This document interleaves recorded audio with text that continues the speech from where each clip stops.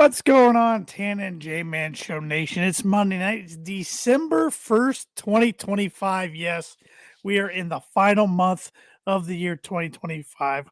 Hard to believe it. Hope everybody had a great Thanksgiving. I know I had a good one myself. I still have one to go, actually. It got postponed because of the winter weather blast that we had here in the Midwest. But ate a lot of Thanksgiving food. Looking forward to eating some more. Looking forward to the holiday season. And hope everybody started their shopping either on Black Friday or today on Cyber Monday. I know I took advantage of some Cyber Monday deals. And I'm Tanner Lee. I should say that already. I don't know why I'm just going off a tangent. Josh, the J-Man month on my screen. J-Man, Cyber Monday shopper? I need to be. I have yet to buy a single Christmas gift, and it is starting to creep up on me. It's been creeping up on me since October. So I probably need to do some shopping tonight online. I'm more of a Cyber Monday guy than I am a Black Friday guy. I don't like shopping like in person in general unless there's something I absolutely want, need, get in, get out. I'm more of an online shopper, and I've learned from past mistakes to wait till the Cyber Monday deals come out. I've been bitten too many times by getting a deal online on Black Friday to only see yet a better deal come Cyber Monday. So, yeah, I don't remember the last time I bought something in a store for anyone, including myself. It's been years, I will say. Yeah. I'm usually a shopper. Like if I'm going to get something, I know what I want. I'm in, out. I don't want to look for anything else. I want to get what I need. Get out of there. Yes, sir. But yeah, how was your Thanksgiving? Good? It was good. It was good. I felt like I gained about 40 pounds over the weekend and starting to recover a little bit. I am exhausted. I tell you what. It's one of those times you just don't want to get on the scale. I know even myself, I'm like, I'm not looking at the scale. I'm not. Yeah.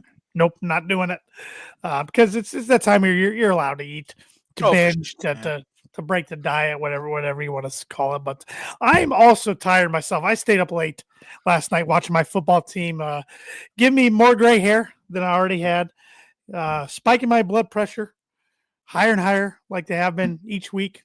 It seems like this season, but they keep finding ways to pull these games out. But I mean, I'm glad. Don't get me wrong. I mean, in the past, they don't win these close games, but I'm also like, when's the shoe going to drop?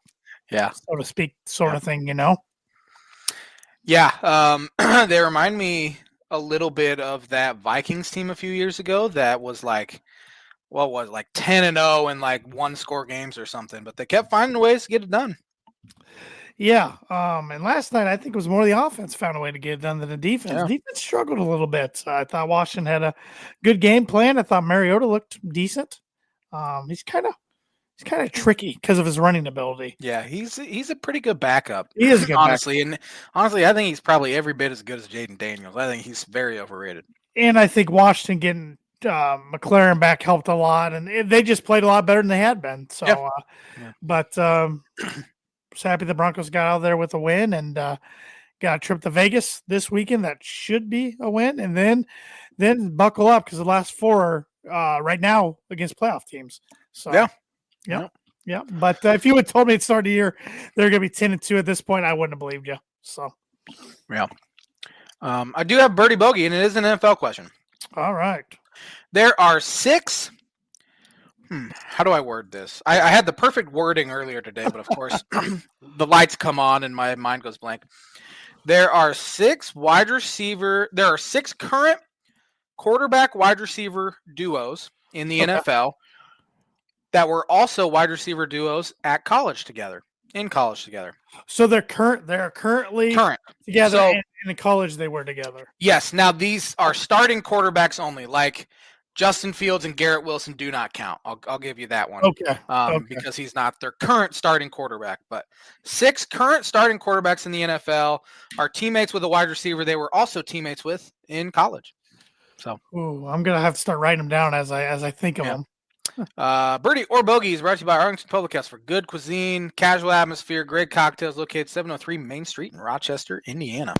Let's see what they had over the weekend, and They didn't have any specials over. I honestly don't even know if they were open. I don't know. I don't even know if they were open over the weekend. I think they were, but anyways, their latest special on social media was the apple glazed bacon cheddar burger. I think we talked about that last week, but looks great. Burger topped with apple butter, freshly sliced apples, cheddar cheese, candied bourbon bacon, and spring mix.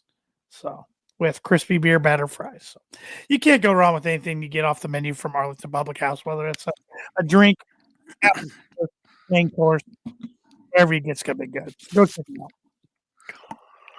And I have to give my father credit for that trivia question. 'Cause a few weeks ago when I saw him, he had heard it somewhere. Yeah, I've got one written down right now. I got 5 more to figure out. No. So there's some obvious ones. There's also some less obvious ones. So I'm gonna say 4 for a par, all 6 for a birdie, obviously. But all right, that's fair. I just thought of another one. Yeah, while you were talking, I just thought of another one. All right, we're out to 3, but knowing my luck, some of these are probably wrong. So, the college football season, regular season, has come and gone. Donezo already. We know what teams are eligible for bowl games if you care about bowl games anymore outside the college football playoff. But this week's conference championship week, and then Sunday is the reveal of all 12 teams. So next Monday at this time, when we're doing the show for episode 473, we'll know what 12 teams are in. But that's not the main takeaway from college football right now. It's the coaching carousel. It has started. It is going round and round, and the biggest moving piece was Lane Kiffin leaving the 11-1 best record in school history for a season. Ole Miss Rebels, who are going to be in the playoff, to go to LSU, who's not in the playoff, of course. Yeah, it's the college football carousel is so much different than anything else because you have these schools leaving other schools while before even playoffs happen. So now Ole Miss is not allowing Lane Kiffin to coach in the as game. they shouldn't. As they shouldn't. I completely agree with you. It would have been. I know it's obviously a really good job. I would have had a real hard time giving up a chance to take Ole Miss and coach in the not national championship game, but in the playoff after taking over a program that was dying and building them back up, go 11-1. I would have had a real hard time not being loyal to Ole Miss there. But that's kind of what Lane Kiffin does, honestly. He burns bridges and he destroys bridges, I should say. He doesn't just burn them, he destroys them. So money talks. I mean, he's getting a big money contract. I think 7 years, upward $90-some million deal by crazy. LSU, who just bought out Brian Kelly, $54 million. But and Lane Kiffin's a good coach, good offensive mind. Don't get me wrong, but you're paying for a guy who's never won a national title. Yep. Never been to a national title game as a head coach. Has burnt bridges, like you said, wherever he's been. Hasn't proven he's loyal whatsoever. Always looking for the next job. Say 4 years goes by, J-Man, and he hadn't got to a title or won a title. He's still there? I doubt it. I don't think so. It's a what have you done for me right away sort of thing in college football anymore. And the funny thing, as you said, LSU is paying Brian Kelly's buyout. They still have one more payment to make to Ed Orgeron too on December 15th. Yep. But I mean, you just look at his track record. I mean, obviously the whole tarmac thing where he left. And then USC got fired. He got fired on the tarmac. And then USC was disaster. Tennessee disaster. Well, he left Tennessee after a year to go to USC. Yeah, USC got fired. The Raiders was a disaster. I always forget the Raiders. He left the Raiders or got fired maybe, and then went to Tennessee. Yeah, and then remember when he took the Florida Atlantic job. I mean, he was offensive coordinator, wasn't he, for Alabama? Yeah, but remember And Saban didn't let him coach Saban the national championship. did not let him coach in the national title game. So he's burned a lot of bridges over the years, and he has a very poor reputation at this point. Good football coach. I mean, what he did at Florida Atlantic was incredible, but then going to Ole Miss after, the Hugh Freeze scandal and all that. But there have been rumors coming out, not rumors, but like stories coming out of how horrible he treated players. Luke Altmaier was one of them, who ended up at Illinois, obviously. It was between him and Jackson Dart for that starting job, and Dart ended up winning it, but then Lane just kind of pushed Altmaier aside, and he ends up going to Illinois and having a really good career. But he just doesn't seem like a very good man, honestly.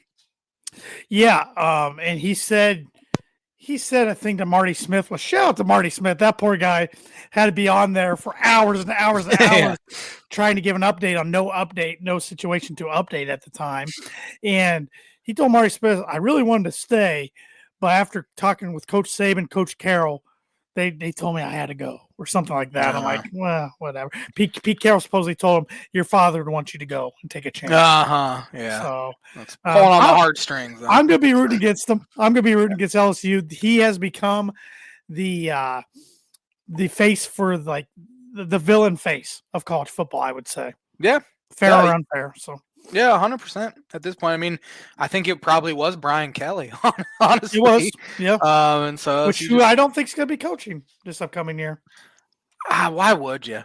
If you're getting that big of a buyout, I wouldn't. Some of these guys some of them can't let it go. James Franklin, for one, which James Franklin's close to signing the best recruiting class Virginia Tech's had. Yeah, he's 20 years commits already. Yeah, so again, very good fit. Yep. But yeah, Lane to LSU, and then some more big news, Big Ten wise. Michigan State fired Jonathan Smith, and are hiring Pat Fitzgerald, which I think is a fantastic fit there.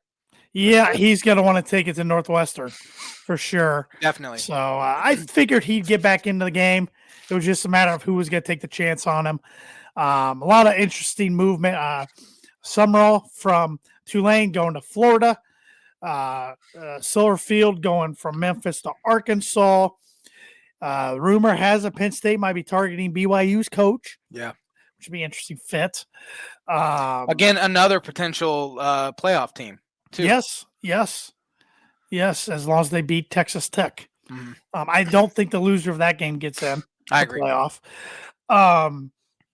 What other jobs? California's open unless they just give it to their interim, which they went 7-5, and their job's open. Yeah. I can't figure that one out. UCLA's hiring James Madison's head coach, and I think that might be the best fit or the best hire overall in the whole carousel so far. Yep. It'd be interesting to see how the next guy at JMU does. It's kind of a factory right now there. Oregon State hired Jamarcus Shepard, who used to be wide receiver coach at Purdue under Jeff Brom and has been I think he was the OC at Alabama. Or if not the OC, he was position coach at Alabama or helped run the offense. So he's getting his first head coaching gig at Oregon State. Trying to think what other Auburn jobs. And Alex Golesh. Yep. Kentucky's open. Mark Stoops has been fired, which I think that was time, even though they owe him $33 million. That's crazy. Yeah, I don't know if we're going to see the domino effect quite like we thought we were going to, but still an interesting one so far. And especially since Ole Miss is just promoting their defensive coordinator. Right. That kind of stops a little bit of some of that. So now some of it could open back up if anybody jumps to the NFL here in a couple of weeks. But college football, my big problem with college football right now is the timing of everything. So they push back the portal now, doesn't open up till January, which I'm fine with, but guys can still leave or announce their intentions to get in the portal. We'll be seeing a bunch of that here next coming weeks. But just like you mentioned, the fact that Lane Kiffin can leave a team high and dry going into the playoffs, that shouldn't be able to happen. I don't know how you stop that. But then this portal window, okay, so the portal opens. What happens to they're supposed to be student athletes. Yeah. Classes start in January. It's like somebody needs to step in, even if it's like Congress, and figure all this out. It's just a mess. Yeah, and it seems like it keeps getting worse too. They're pretty much professional athletes at this point, honestly. Who knows if these guys even go to class anymore. I But the would. sad thing is, most of them aren't going to play professionally. I know. I mean, Robbie Hummel was talking about this on a podcast. He said there's going to be stories written about this era of college athletics, sad stories about guys who make a lot of money in NIL. And he was talking about basketball guys specifically, and say guys might even be good enough to play in the league 3, 4, 5 years, but that's not enough to sustain it if you're not smart with your money. Yeah. Burn through all their money, have no degree to fall back on because they played at 2, 3, 4 different schools. Yeah. It's that's there's the 30 for 30 documentary is going to be fantastic in about 10 years. Yep.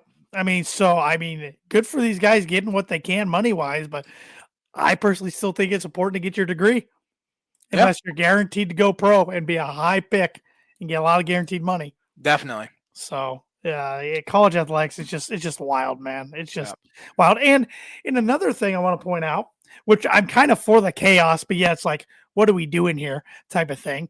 You look at the ACC conference championship, the ACC conference championship game. You got Virginia, good story, very good story. Tony Elliott's done an amazing job there against a 7-5 Duke team because 4 of the 5 losses were non-conference losses. What are we doing? Yeah. I mean, it is what it is. I mean, you got to win your conference, got to win in conference. And so the winner of that will be in the playoff, right? Yeah, that's what I'm saying. Duke could win, be 8-5 again in the playoff. Get in the playoff. And some other really good teams who have 2 losses, in some case 3 losses, are going to be on the outside looking in. There's no good real solution though, because I think the top 4 leagues should get probably an automatic. I agree. If you win your conference title game. I agree with that. But if say they go away with that, it'd be real hard not to put, an ACC team in there regardless. Yeah. Just because of, honestly, a lot of it comes with the TV contracts. It's sad to say that, but a lot of it has to do with that. You're going to always have an ACC team on it. Even Virginia, what was Virginia's record this year? Were they 9-3? Or are they 10-2? 10-2 because sadly, Purdue is now the only school since 2000, Power 4 school to not have a 10-win season. Nice. Yeah. Very nice. We just keep adding to misery. I did not realize that. Yeah. It's and then of course ESPN chose to go to Alabama, Georgia for game day instead of number 1 versus number 2. And again, that ties into the TV thing, which it makes sense. I mean, they don't want to go to another network's, game essentially. And I saw a lot of people complaining about that. But anyway, I don't know what the solution is. We've talked about it for 4 years now, it feels like. And here's another interesting one to bring up to you. The committee's going to have an interesting decision to make. You got 10-2 Miami, who didn't win their conference, but they're 10-2. You got 10-2 Notre Dame, who's not in a conference. Yeah. They played head-to-head, but it was week 1. Miami won a close game.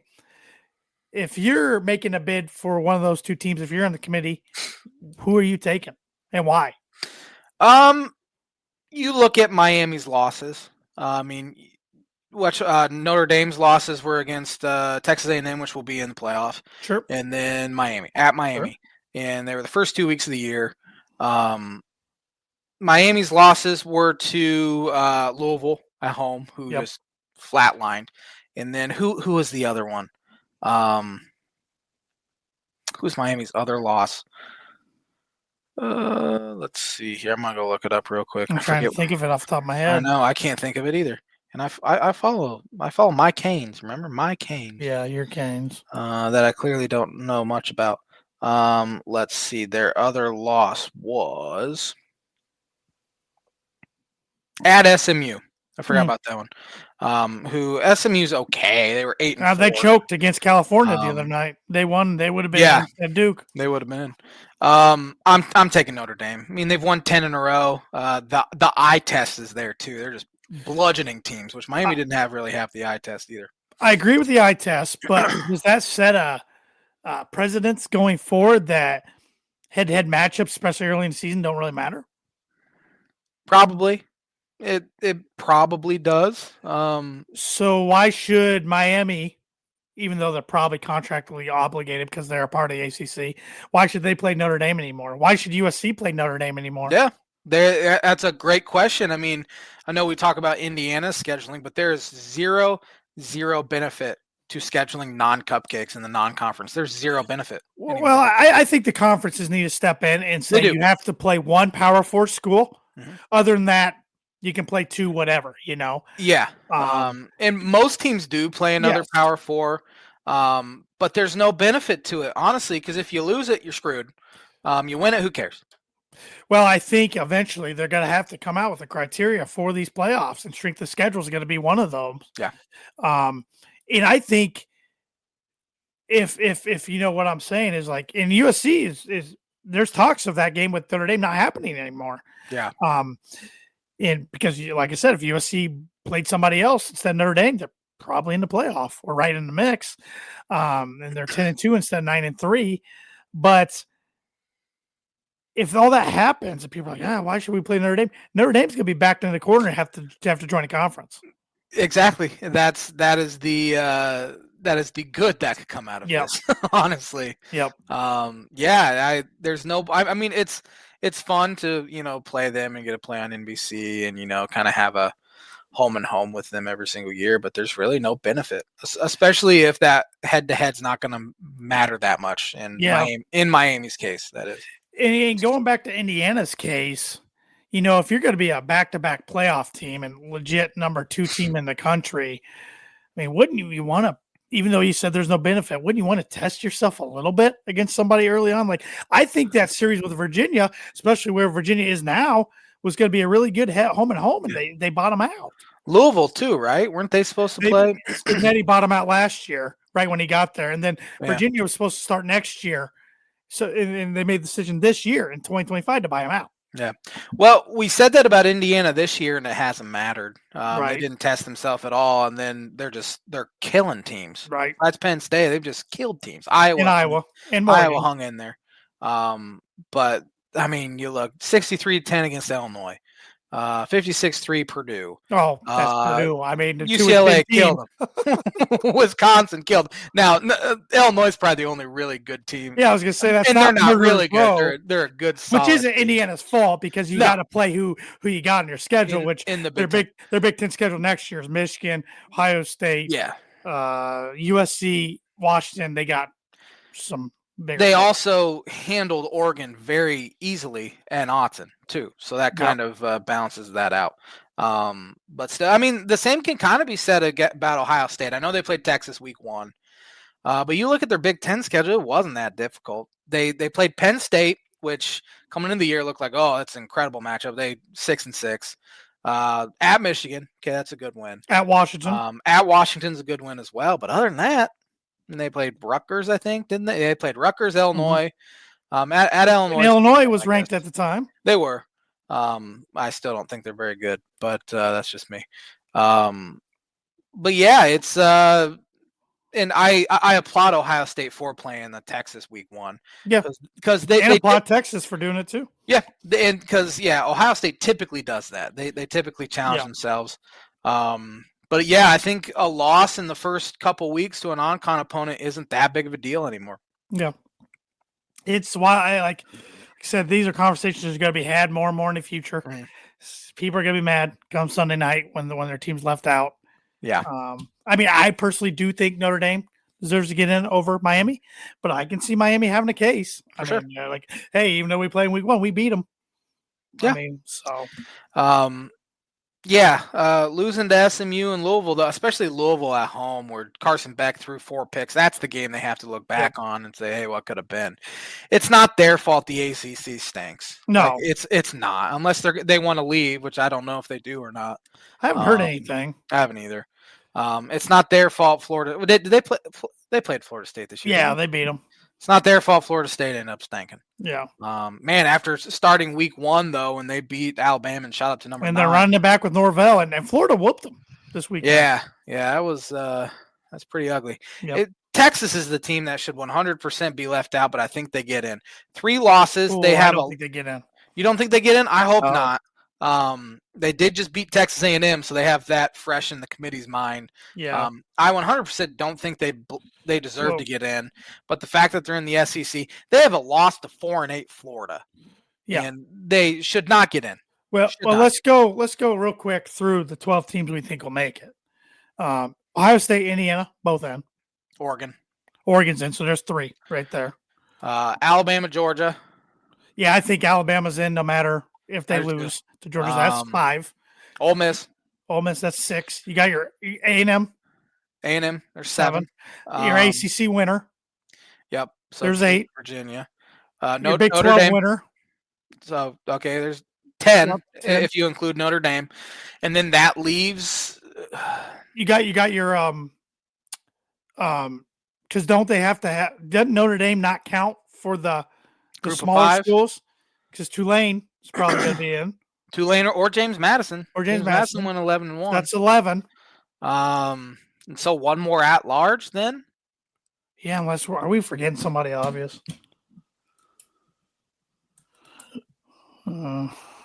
Big 10, we got Oregon, Ohio State. No, yeah, Big 10 aren't getting 4 in. No. No, Michigan doesn't get in. I think unless they put Miami in, I think ACC's a one and done. Yeah, one and only one. Unless Big 12 gets 2 in. Oh, Vanderbilt. They'll get in. Should get in, probably. So. Yeah. Interesting. Yep. Still don't think about Vanderbilt. No, I don't either. And I can't stand their quarterback or his family at this point. Yep. He's going to probably try to come back for an 8th year. Yep. So get a job, man. Yep. Get a LinkedIn profile. Yeah. Let's go around conference championships. Pick some winners. Here's the one we forgot, Josh. My dad just said Oklahoma. Oh, yeah, they get in. Yeah. So Vanderbilt probably doesn't get in. Hey, probably not. Well, I wouldn't want to be on this committee. I wouldn't either. Vanderbilt probably deserves to get in. Yeah. But, thank you, Dad. I knew we were forgetting somebody. Yeah, I forgot about Oklahoma. They'll definitely get in. They're good. We got the Mountain West Championship, 10-2 UNLV against at 8-4 Boise State. And Boise State's 3.5-point favorite. Give me Boise State on the blue turf. Yep. Assuming that's where they're Boise playing. State at home. Number 20, North Texas, which their coach is leaving to go to Oklahoma State. 11-1. Very good hire. At 21, Tulane, who's 10-2. Coach is leaving. And Tulane is North Texas 2.5-point favorite. Are they letting them coach the games? Tulane is. I don't know about North Texas, but Tulane is. They worked it out. Good for them. Give me Tulane. Yep. I like Tulane as well, especially if Morris doesn't coach North Texas. I don't know if he is or not. We'll skip the MAC, which is Miami, Ohio, and Western Michigan, if anybody cared. What did Western Michigan's record end up being? 8-4, and Miami, Ohio is 7-5. All right. Number 11, BYU, 11-1 against number 5, Texas Tech, 11-1. Tech is a 12.5-point favorite. Give me Texas Tech. I think they get in Dallas too. You'd think they'd have a pretty good home field advantage there. I agree with you. Number 3, Georgia, 2.5-point favorite over number 10, Alabama. We thought we might get an interesting SEC matchup this year. Ho hum, same old. Yeah. If Alabama loses, though, I think they sweat a little bit. You sure? I think so. Give me Georgia, and I hope so. Yep. Go Dogs. Number 2, Indiana. Number 1, Ohio State. Ohio State is a 4.5-point favorite. This will be the J-Man. I had a feeling that was coming. Book it prediction of the week. Give me Indiana. Wow. Yeah, I think they get it done. I think they've proven this year that last year wasn't a fluke for one. And they've just been bludgeoning. That's my word of the night. Bludgeoning. Opponents this year, where Ohio State really hasn't. I mean, they win comfortably. But I wouldn't say they set people too. They do. So load management probably plays a role. But J-Man's Book It Prediction of the Week brought to you by Travis Watching Insurance Agency for life, home, auto, business, renters, workers' comp, and farm insurance. Contact us at 219-869-4561. Book it. I'm taking OSU by 2 touchdowns in that game. You hope. I really don't care at this point anymore. I just don't want them to win the national title. I could care less if they win the Big Ten. And that game might be for the Heisman. I mean, I will say if you can not look so good while beating your rival by 100, Mendoza didn't look the greatest against Purdue, but he didn't need to. They ran all over Purdue. So. Tough conditions, though. It was cold. Yeah. Yes, it was very cold. Coldest temperature in Ross State Stadium history for a game, they said. Even though I feel like I've been to colder, like with the wind, but the actual temperature, it was 25 at kickoff. I wonder what it was that IU Purdue game we went to back in 2008. That was probably pretty close. I'd imagine that was cold. And ACC, Virginia, who's ranked 16th in a 10-2 record, only 3.5-point favorites over Duke. Give me Duke. I believe this game in Charlotte. That's why I'm picking Charlotte. Duke. Yeah. Just give me chaos. Give me Duke in the playoff. I will take Virginia. 3 or 4 years ago, they were the doormat. Yeah. Of the Power Four. So was Duke. Yeah. Yeah. Well, Duke had Cutcliffe had some pretty years, good, and Danny Dimes, but yeah, give me Virginia. But there's going to be some interesting games. Absolutely. Well, I'm going to get into my blind rankings for you. All right. It doesn't even have anything to do with sports. But what's a food you like to watch? Like to eat while you're watching sports sometimes? Oh man, it's not this. This isn't a snack. Well, it could be for some people, but this is more what people have for dinner on weekends. A lot of times, I would say like pizza is kind of pizza. All right. Pizza, and you are what I would consider all of a sudden a pizza snob. Yeah, I mean, bad pizza is still pretty dang good, as I like to say. But yes, living in the Chicago land, my taste buds have changed. At the risk of sounding like a D-bag. So, well, you always sound like one of those. So what I have done, I got 5 national pizza chains. All right. Well, chains, not 5 chains. And I want you to rank them. All right. 5 by how you like them. I'm ready. Starting with Papa John's. Oh, man. My wife had a pregnancy craving for the Papa John's garlic sauce back 2 years ago now. And so we got it, and it was terrible. It had gone downhill so much. I'm going to put it at the 4 slot. 4? Start off, yeah. I like their sauce. They got a sweet sauce. I like their sauce. I like the breadsticks. But the problem with our Papa John's, the one we get it from one occasionally, takes forever to get it. You know, growing up in Rochester, Indiana, with fewer pizza places, Papa John's was living back in the day. Yeah, it was like a treat, right? It absolutely was. We had one. I think the closest one was Plymouth, and we'd get it every once in a while. Like, this is some dang good stuff. But now that we both live in much bigger areas now, we've come to realize that kind of stinks. I still get it once in a while, but like I said, I know when I get it, it's going to take forever to get it. So, Little Caesars. Oh man, I haven't had Little Caesars probably since New Year's Eve 2011. Dude, I like myself a hot and ready. To this day, I like myself a hot and ready. I don't mind Little Caesars. I like crazy bread. I like their crazy bread, but I'm going to stick to just the pizza part of it. All right, that's fair. I'm going to put it at 5. All right. I mean, it is what it is. It's a portable pizza. Yep. You can get a large hot and ready for under $10. I mean, it used to be 5, but now it's under $10. But you better eat the day of. Is the worst leftover. But that's one pizza my wife doesn't like. So if I'm by myself and I'm craving pizza, once in a while I'll go get a crazy bread hot and ready and call it a night. So. Little neighborhood joint called Domino's. Domino's. Oh yeah. This is one I haven't had in a while because they won't deliver to me. I like Domino's. I haven't had it in a minute either. But I'm gonna put that at 2. I like Domino's. I used to get it all the time when I lived in Iowa. I think it was connected to a gas station, and it was quick and easy. Yep. The Hut. Pizza Hut. I had Pizza Hut over the weekend, and I was thoroughly unimpressed. That's why I did this whole late ranking. I figured that's why you did it.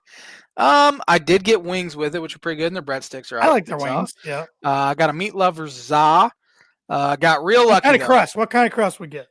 Just the traditional hand tossed. Hand tossed. Yeah.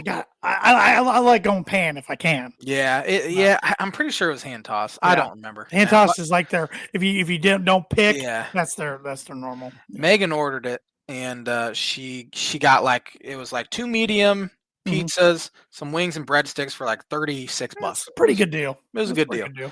Yeah. We got lucky though because we were in a snowstorm and we ordered it, and I pull up to that drive-through, and again we're 3 hours from home, and on the window it says due to the snowstorm we're closing at 6:30, and I look at my clock and it's 6:32.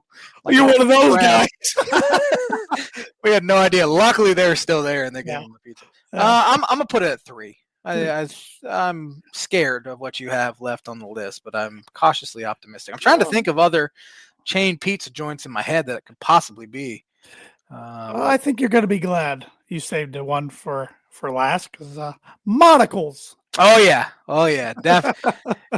That's definitely one. I was just my wife loves monocles too. We have one about 25 minutes away, and I was thinking, man, if only we could get a monocles built like in our neighborhood, I'd eat that. I haven't had it since my bachelor party. I don't think. So. Yeah. Oh man, that was good too. Yeah. That's also one I do not like as much the next day. Which no pizza's as good the next day. Right. But monocles, I don't think it heats up very well. But I'll smash a monocles pizza and some sticks. Re-ranking, why? You know what? I think I'm very happy with my list. I think you got a pretty good list. I might flop the Johns in the Hut. Okay. But other than that, I'm okay with very okay with my list. One other I thought about throwing in there, but I didn't know. My wife and I are arguing, like, I don't know how big of a chain it is. We just got it last night because it's close to us and we like it. Marco's. I don't think I've ever had Marco's. Thank you. She was arguing me. I swear, I bet he has. I'm like, I don't think he has it. Well, you might have ordered it for that party you had at your house a couple years ago. Pizza King, I think. We did Pizza. No, you couldn't get Pizza King. Oh, so we might have done Marco's. I think it was Marco's. Okay. Now that I think about it, but yeah, we got hot honey pizza from there last night. I love hot honey pepperoni pizza. Thad Mooney on Facebook. Josh was that guy rolling up at close. Thanks for the Wendy's flashbacks and PTSD, J-Man. He probably remembers me rolling through there right around close, ordering a number 4 large Coke, large fry. Thad was the best. He was Wendy's because I'd go and I'd usually get spicy chicken, get home, open up. I also have a 10-piece nugget in there, and he'd text me, "You're welcome." Marco's is a chain. That says they have them way out west. I knew it was a chain. I just didn't know how their scope, I guess. So yeah, I haven't seen them in the Chicagoland. In fact, I've only ever seen them in Indiana. But yeah, we got the hot honey and some breadsticks last night, and I ordered it like at 6. And right after I ordered, estimated time 90 minutes. Oh my gosh! But I think nobody was getting out last night in the weather, so everybody was ordering pizza.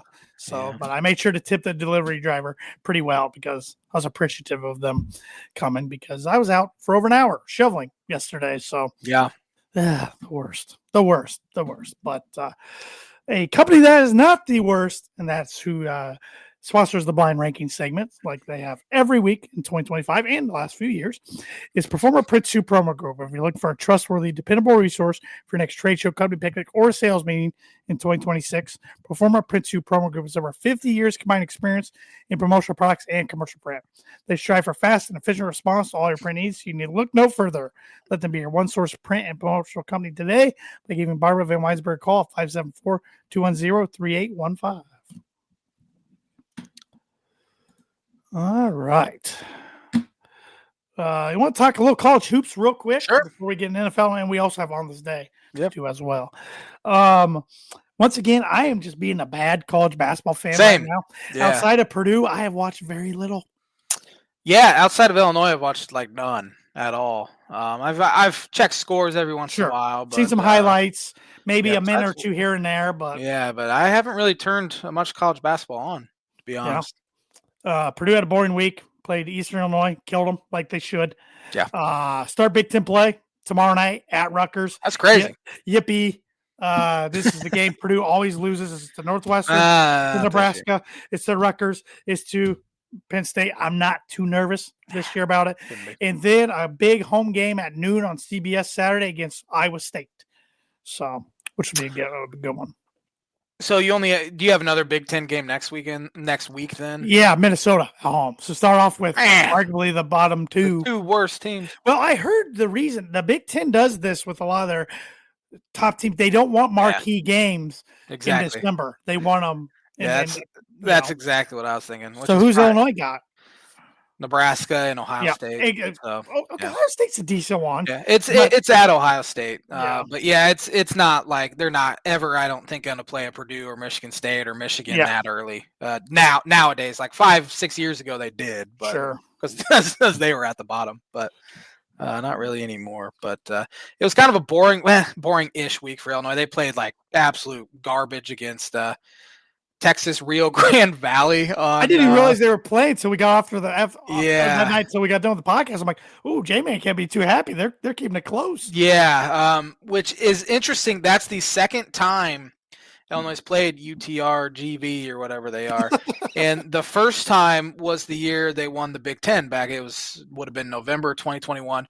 Same week, no students, crowd's dead, and UTGRV or whatever. I think the final score was 93-85 or something.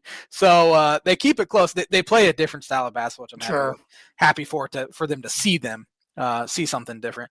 And then lost a tough one to UConn on Friday, which I had very, very little expectation. That court design was hideous. It was ugly. It was it was stupid play or the mid-season tourney thing or whatever. It was 90% UConn fans at Madison Square Garden, as you could expect. But I was happy with some things they did. Got down 21, and then they cut it to 7 with 4 minutes left, and then got screwed by the officials. I would have loved the ball down 7 with four and some change. It wouldn't have really probably changed anything. But it's a huge week for them because they don't play until Saturday. So they get 8 days off. Everyone's healthy now. Tommy Avicic has looked bad since he came back, but he started to show some signs in the second half of kind of breaking out of it, and he looked healthy. So this is the longest stretch of practice that they will have had all year with all the injuries they've had with Stojakovic having his knee issue and not practicing at all until November. Petrovic being out, all that time. Brandon Lee being out all that time. Avicic being out a couple games. So this is a good week to get healthy. Underwood, I know, has even said like he's having a hard time figuring out his rotation right now just because they haven't been able to practice all together. So really this week off has come at the perfect time, and they have, Tennessee in Nashville on Saturday. So it's not going to get any easier. They only have one bye game left. Which is I'm grateful for because by this time the bye games get boring. You're winning big. You're not really learning much about your team. So I like tough matchups coming hot and heavy. Got some breaking news. College, another job has been filled. Kentucky's hiring Oregon offense coordinator Will Stein. I'm not sure. I saw that was probably going to happen. He played quarterback at Louisville, so he's from Kentucky. Yep. Seems like a very good fit, and I'm sure they had that pretty much lined up before they even fired Stoops. Sure. So Big Ten basketball games this week: Purdue at Rutgers tomorrow night, Iowa at Michigan State tomorrow night, USC at Oregon tomorrow night. Michigan State looks fantastic again. They killed North Carolina. It'll be interesting to see Iowa against this level of opponent. They really haven't played anyone yet. Obviously, they have a different style they've played in years past, so it'll be kind of fun to see how Iowa does in that environment. Wednesday night, Indiana at Minnesota, Northwestern at Wisconsin, UCLA at Washington. And then Saturday, we got a mix of big-time non-conference games and conference games. Iowa State, Purdue, that's a top 10 matchup. Duke, Michigan State, that's a top 10 matchup. Marquette, Wisconsin. Louisville, Indiana, that's a top 25 matchup. Ohio State, Northwestern. Rutgers, Michigan, Maryland, Iowa, Washington, USC, Oregon, UCLA, and a top 15 matchup in Illinois and Tennessee. Yeah, it's that's a good day of basketball. Very good day of basketball. Very good day. And conference championships for college football. That's going to be a good day to good sports day. Yep.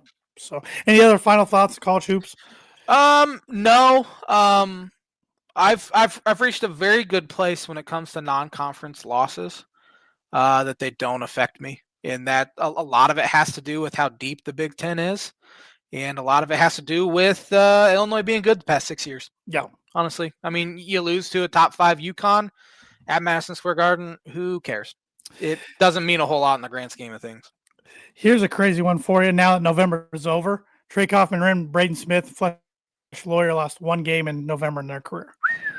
Who was it too? At Marquette last year. Last year. That's an insane stat. Yeah. Honestly, they lost some in December last year. They dropped. Yeah, Auburn, I remember, and A&M, right? Yes, and at Auburn and A&M in Indianapolis. That might have been that. Oh, and then we lost conference game to Penn State. Oh yeah, yeah.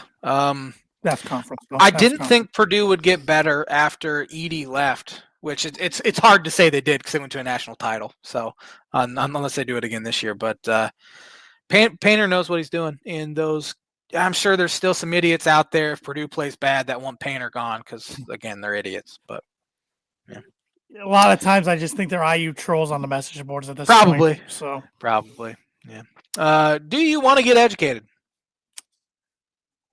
I need it badly.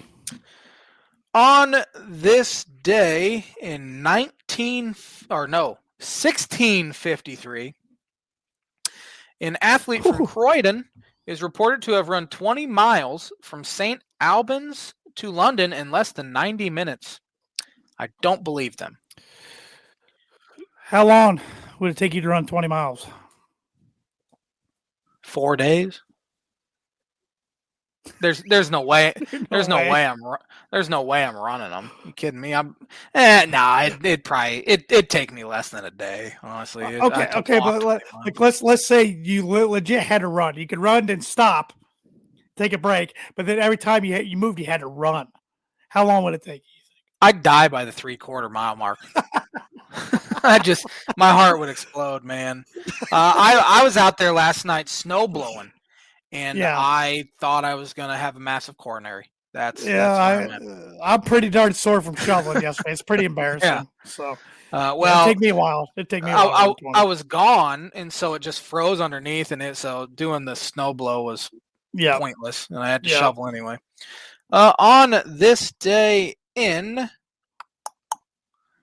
1928, National League President John Heidler first to propose a baseball rule change calling for a 10th man or a designated hitter to bat in place of the pitcher.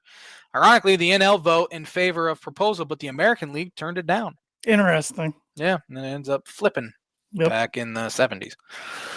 On this day in a lot of Grey Cups.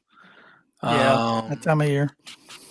On this day in 1951, who won the Heisman Trophy? Give me the school. Princeton. Oh. Dick Kazmaier is his name. I'd never heard of him. Never heard of him. Nope. Princeton.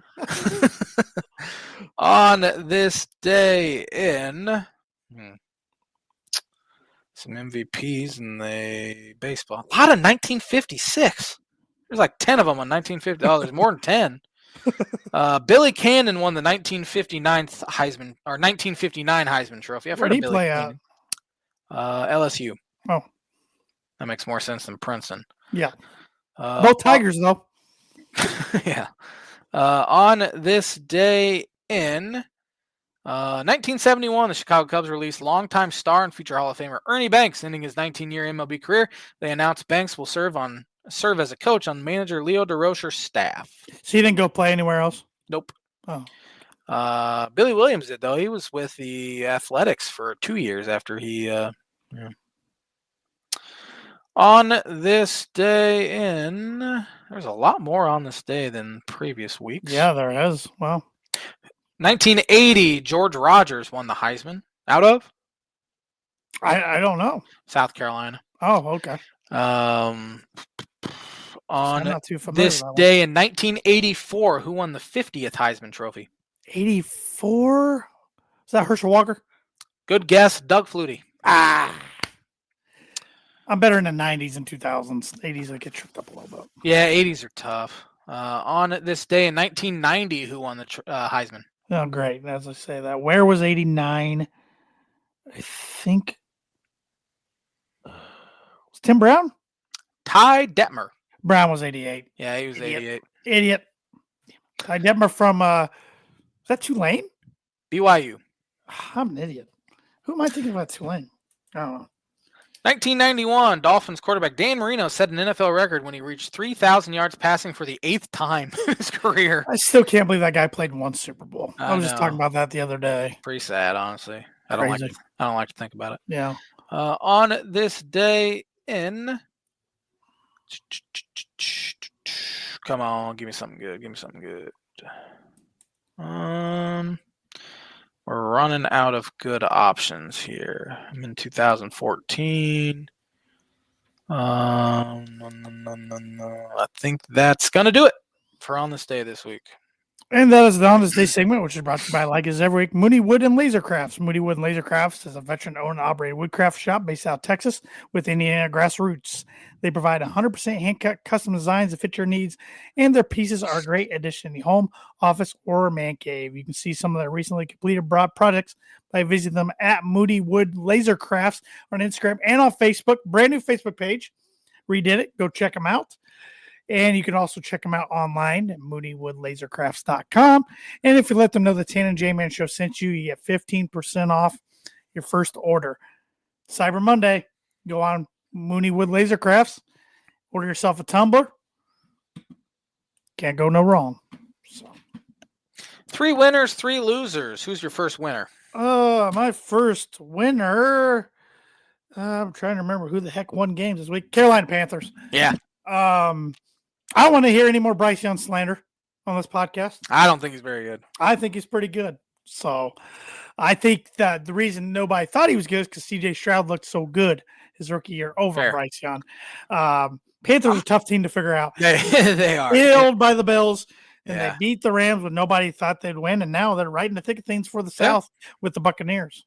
Yeah, right when I crown the Rams best team in football, they go and do something like this. Chicago Bears are my first winner. I believe, man. I believe. And I am starting to not have any belief in the Philadelphia Eagles at this point, but very good win for the Bears. They handled them easily. Yep.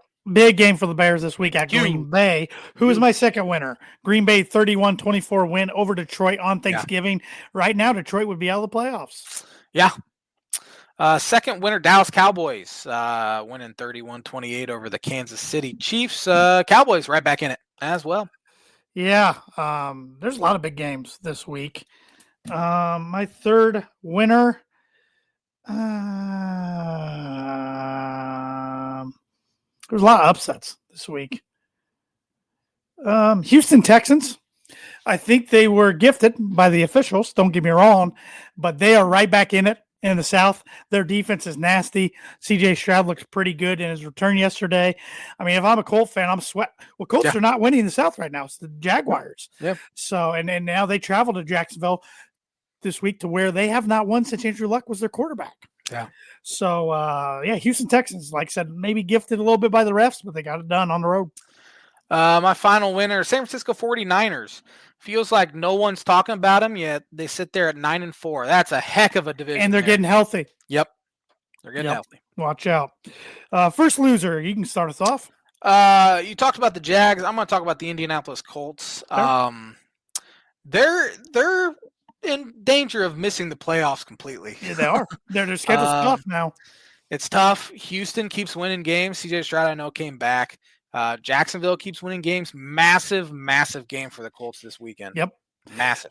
Well, Colts are, if you can find a way, easier said than done, find a way to stop Jonathan Taylor, Daniel Jones, and I mean, I don't know how the dude's playing with a fractured fibula, but he is. He can't move now as much. That hurts his game. You really make the Colts become one-dimensional, and it's tough for them to win. The past few weeks, he started to look like Daniel Jones again. Well, especially now that he can't move. Yeah. I mean, I'm afraid he's going to get hurt worse.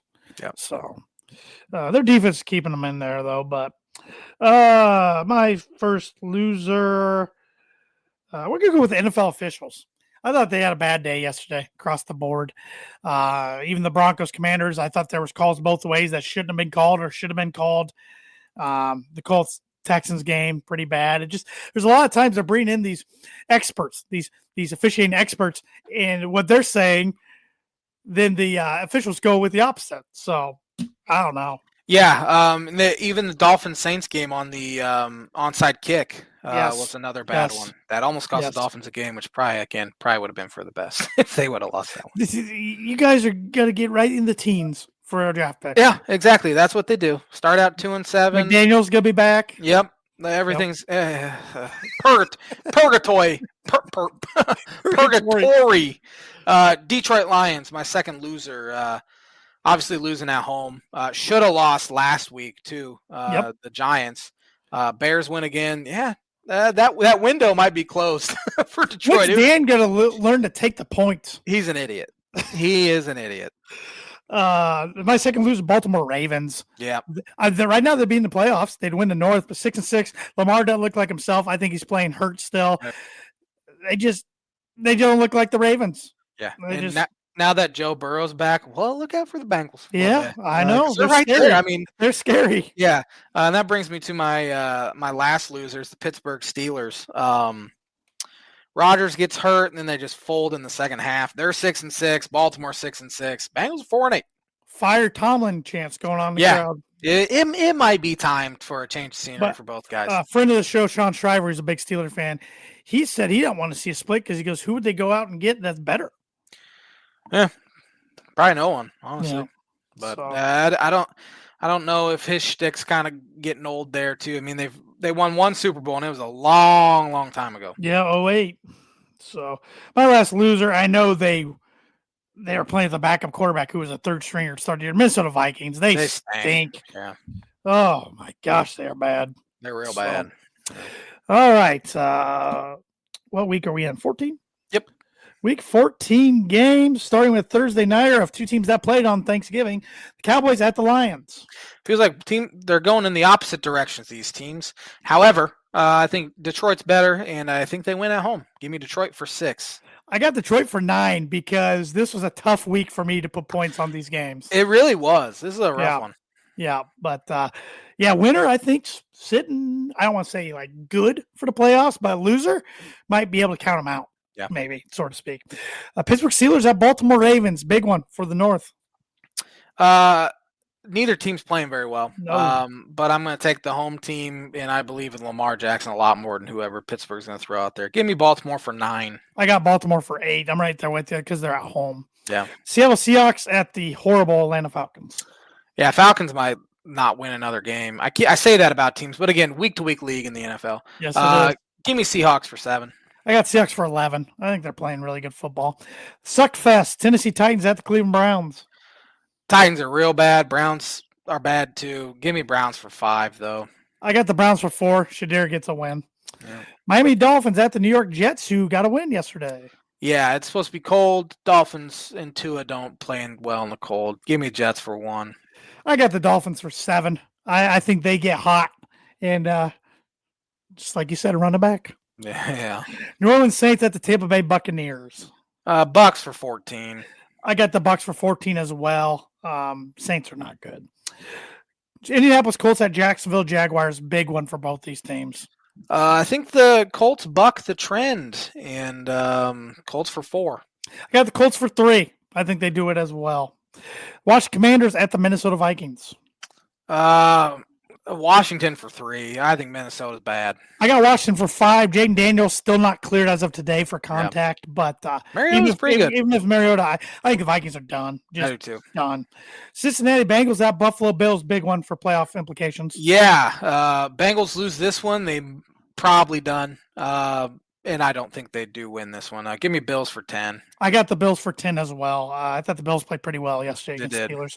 Denver Broncos at Las Vegas Raiders. Give me Raiders. Give me Broncos for 11. I was about to jump through the screen. No shot. I got the Broncos for 13. Raiders are not good. Geno Smith just keeps getting shots. And the Raiders got Brock Bowers good, Max Crosby good. Everything else pretty bad. Yeah. Chicago Bears at Green Bay Packers. This will be a fun one. Give me the Packers for 8. I got the Packers for 1. I think it's going to be a pretty close game. LA Rams at Arizona Cardinals. Rams for 13. They bounce back. I got the Rams for 12. Sunday Night Football, big one here. Houston Texans at the Kansas City Chiefs. Give me Chiefs for 12. I got the Chiefs for 2.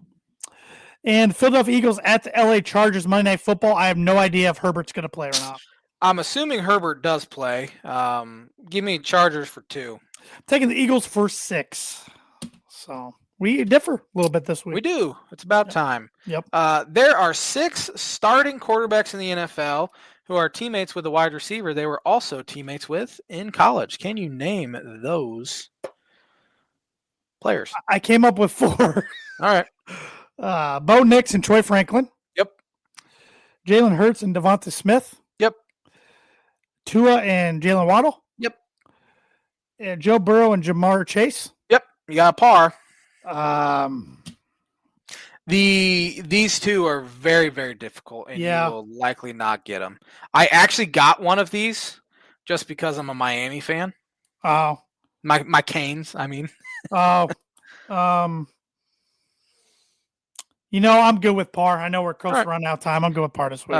Cam Ward and Xavier Restrepo, both rookies. I couldn't even tell he played for the Titans. And then one that I saw today that I didn't even know was Baker Mayfield and Sterling Shepard at Oklahoma. I was trying to go through Baker wide receivers in my head, but I didn't know Sterling was even on the Bucks. So yeah, I didn't either until I saw it today, and I didn't realize they were teammates, but they crossed over for 1 year in 2015. Interesting. I'm good with 4.